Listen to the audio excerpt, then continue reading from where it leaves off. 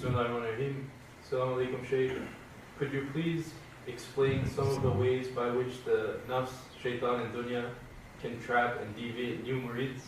It seems after becoming a murid, every step and every action becomes a test, with lots of regret and lots of failing, and I feel trapped repeatedly. It's said that shaitan approached Imam Fakhruddin Razi at the time of his veiling from this world and tried to trap him with the debate of Tawheed, and only his shaykh could come to spiritually save him.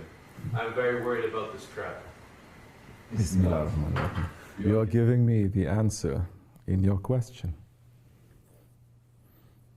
So how? Huh? How? What? Following the guide. No, not following the guide. That's so bland. I follow the guide. What does that mean? Everyone's saying following the guide. Imam Razi didn't just follow his guide. He had been following. You think he not followed his guide? Rather, he is a saint himself. He's following his guide. But what? He asked for help. He asked for help. Following is different. Asking for help is different. How is that different?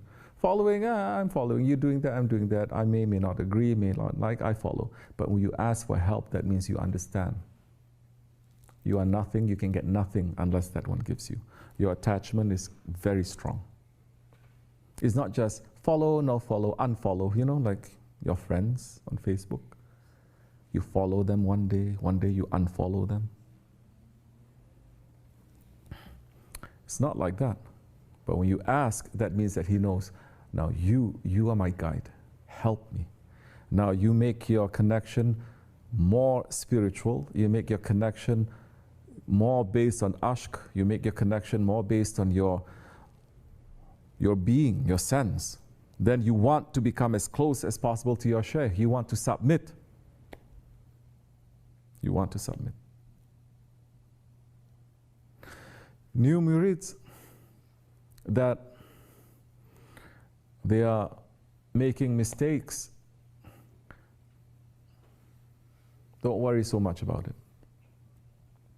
Learn. Take that opportunity to learn. Ask and learn and understand. It's not so difficult to ask and learn and to understand.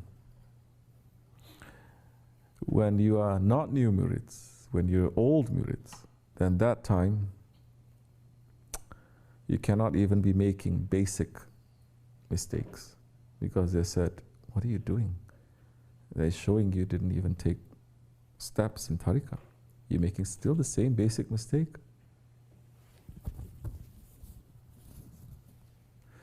Like it is said, in the time of the Prophet ﷺ, yes, the Shariat changes. There's greater punishment for those who are following the Prophet ﷺ when they commit a crime. Stealing, for example. It's very heavy, you know?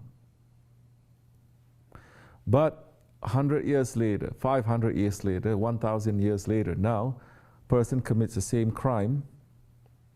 The Prophet and Allah, and the awliya Allah, they want you first to show your mercy and not to rush to punish that one. That one will not get the same punishment because there's so much distance, time between the Prophet ﷺ and so much distance between the person and the Prophet ﷺ.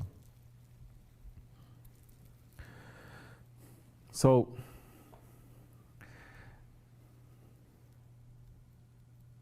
understand when you are young in tariqat, don't try just to run away or stop doing wrong things. Understand why you're doing the wrong things.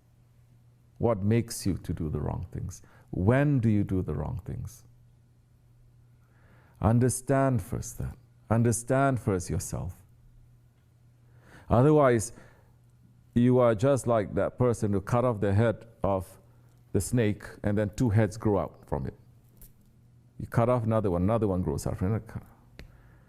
You have to go to the base, to the root of the thing. Then when you understand it, ask for help. It may take years.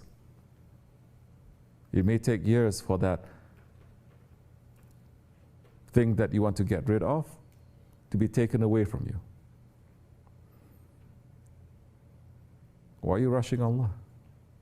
Suddenly it's His fault? Or the Prophet's fault, or your guide's fault that you say, I'm praying and this is not taken away from me? Wrong things that we do in our lives, in reality, it takes years for us to accumulate that, for that wrong thing to become habitual, to become lazim. Then just because one day you become good and you take bayat, you start praying 5 times a day, and you pray everything is going to be taken away like that. No, it's not going to be like that too. But this is a good opportunity, a chance for you to understand yourself. Why are you doing it? When are you doing it? Ask. If anything, say to Allah, this is how weak I am and how dirty I am. Don't let me go. Hold on to me. That time when you have a shaykh and you submit to that shaykh, as much submission, as much the shaykh is going to tell you, now do this, this, this, and this. Those who don't submit so much, or those who don't submit at all, they may not even say anything. They may even just smile. We don't want that.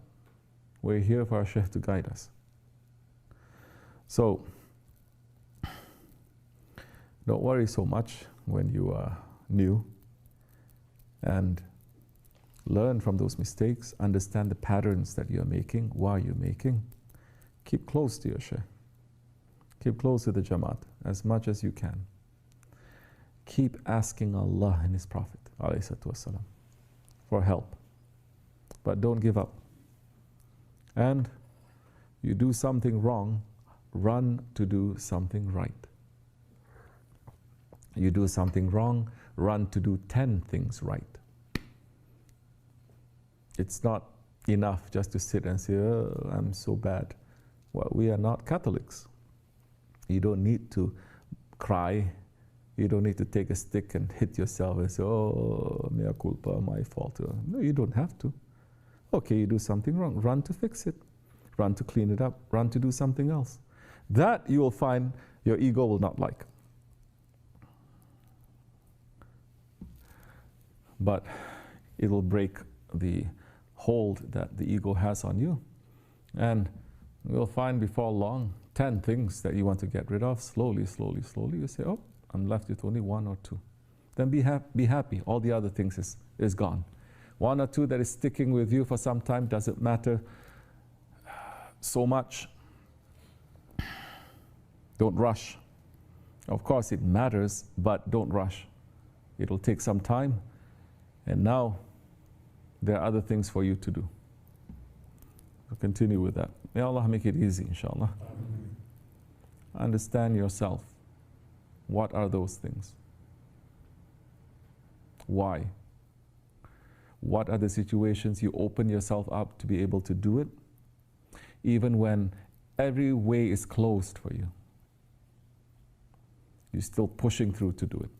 Understand when it is your fault and when is it just everything is pushed for you to commit that wrong thing. No, especially when you're following tariqat, you must move aside the mercy of Allah to be able to do wrong things like that.